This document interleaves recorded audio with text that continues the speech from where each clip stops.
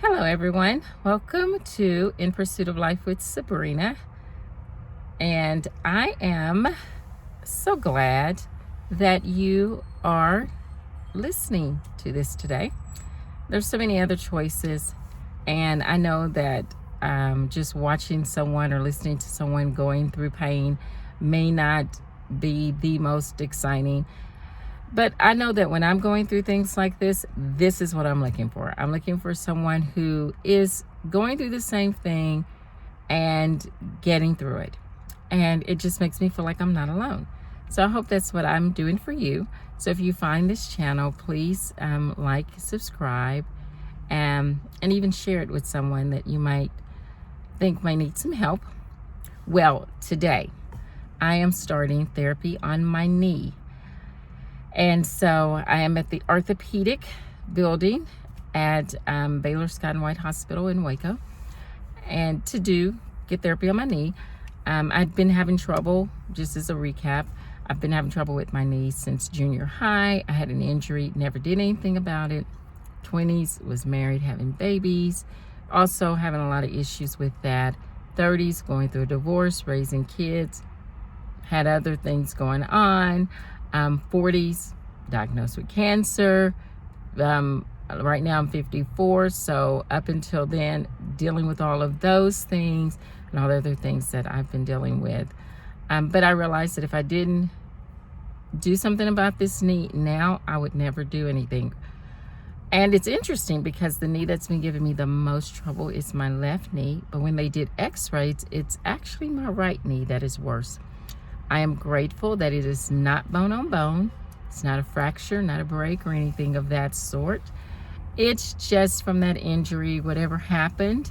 There's some orthopedic type, osteoarthritis type stuff, level 1, which is interesting because that happened many years ago, and I'm only level 1, probably 30 years ago. So I believe that is a guide deal. Even though I've not seen out and out like miracles where things just completely disappear, I find out things like this, like when we found the heart defect. I've had it since birth, been struggling with it. Been times I felt like I was having a heart attack. They couldn't figure out what was wrong with it. Come to find out, we had this heart defect. We found that last year. I didn't die from it. It didn't kill me. Some people call it, I've read about it, it's partial anomalous pulmonary venous return. They call it the silent killer sometimes. And so people don't even realize they have it until they die. And they do an autopsy and they go, oh, this is what was going on with their heart. So God has been good to me. Today I want to talk about what I'm dealing with in this particular time. It is the pain, you all. I know some of you all who know me, I don't look like I'm in pain, but I am, and the pain has increased. I went to the chiropractor because we needed to check on certain things.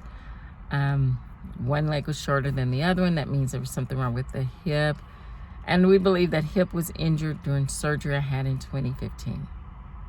Okay, because they have to move your legs a certain way. So that hip has never really stayed in place.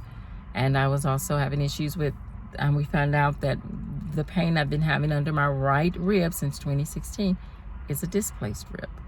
Well, when I went to chiropractic care and they had me on my back and they were going to try to see what they can do about that rib out of place, and they couldn't even touch the other side. That's the right side, but my left side was so tender.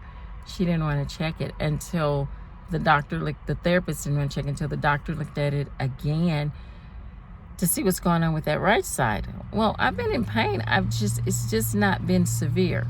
So that's been pain I've had underlying. The knee pain, the right side pain, left side pain, the lung pain, the back pain, and just this overall ache sometimes that I get, pain in this part of my shoulder, just a lot of different areas. And it's all the time, and in different varying degrees of intensity in certain areas based off of what I do. And sometimes it gets to me. Like yesterday, I was on my way to church. I didn't want to deal with anybody. I didn't want to sit with anybody. I didn't want to talk to anybody. Because I didn't trust myself. When I'm in this much pain, I don't trust myself. Or when I get to the point to where it gets overwhelming, I don't trust myself because I'm in pain all the time. And it's gotten to the point where it's overwhelming. And I woke up, Saturday night, I knew something was going on because I didn't feel well. And I get that sick feeling at my stomach when things are peaking. And so I went to bed just not feeling good. And woke up the next day because I go to church out of town. So I get up at 5 in the morning. I'm an hour and a half away, hour and 45 minutes away from church, and I serve first service, and I need to get there by 8 because I'm a coordinator in one of the children's buildings, and run like 4 different classes. The 4 different large groups where the kids come in, we do their lessons, they do all the stuff that they don't do in their small classes.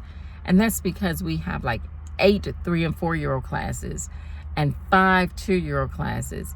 And we have like 6 or 7 first graders and like 6 and 7 other groups of kindergartners. So instead of everybody doing the lesson and everything, when it's just a lot, they come to large group. So I am the coordinator of those 2 things, and they're on 2 different floors, and I just kind of rotate in between, making sure everything's running smooth, the teachers are okay, the production people are okay, the kids that help me with production, and it's a lot of fun, and it's not that hard for me. And so I know I need to be there. And yesterday I'm glad I was, because we had so many kids. It was record-breaking numbers. And I had to step in a whole lot more in these different groups to get the kids to calm down. Because their teachers may rotate, and even the ones who do the large groups may rotate, but I don't. I'm the constant person that's in there every time. And I try to make connections with all of them, because each class can hold like 15. So, each time I just try to wave at them as they're coming in and leaving. So anyway, I left. Just a little background as to what I do on Sunday mornings at church, and that's first service. And then I go to church second service. So I went just trusting God I would have grace. I even prayed about it. Should I even go? And I felt really strong I should go. So glad I did.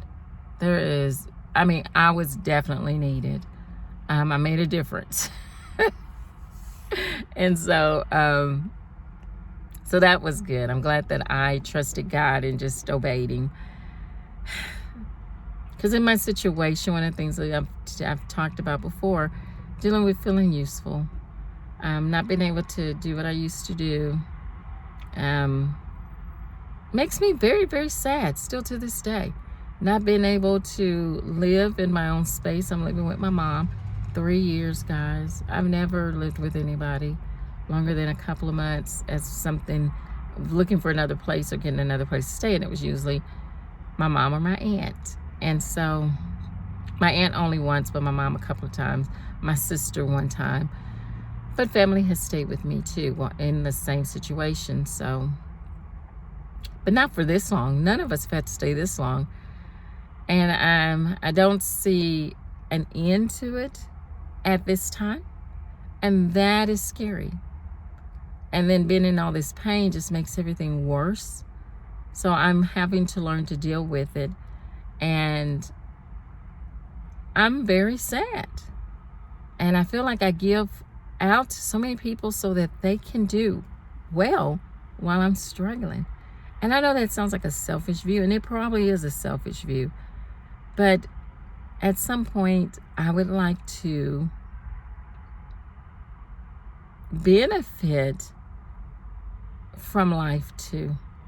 All I sacrificed for the kids, would never give it up.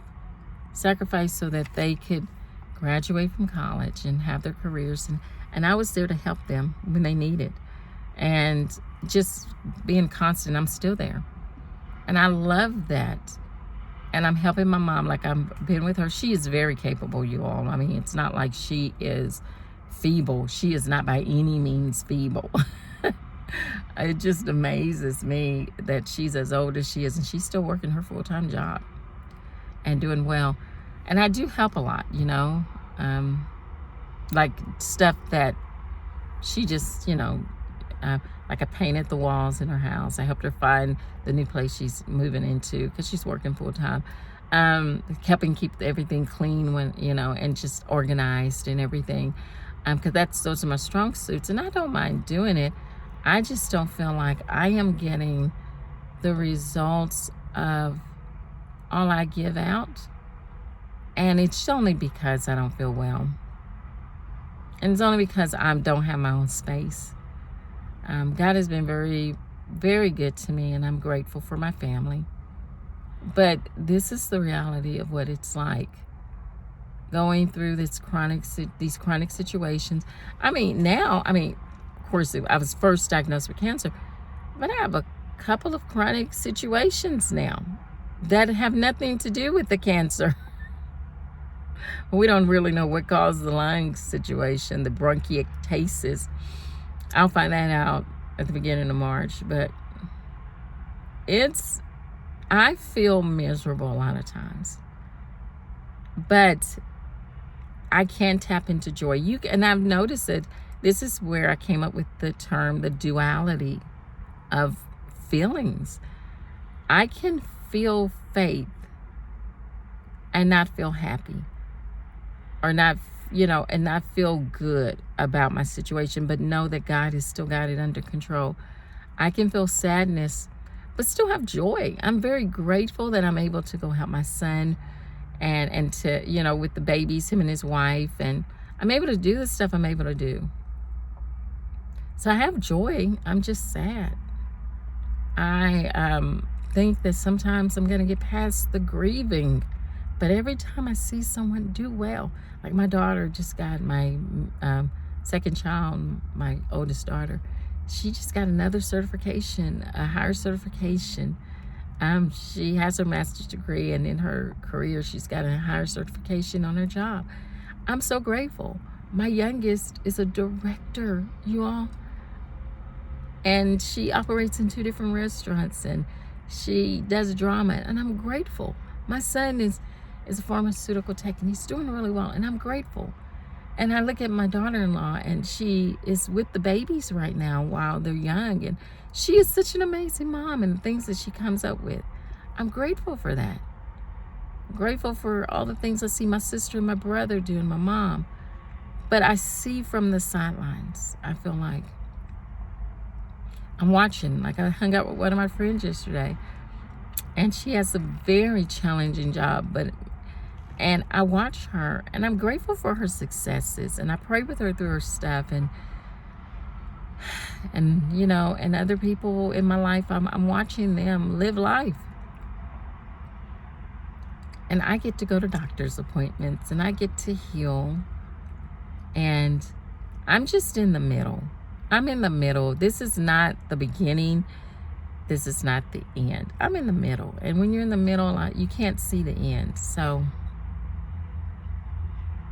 anyway, that's what I'm dealing with.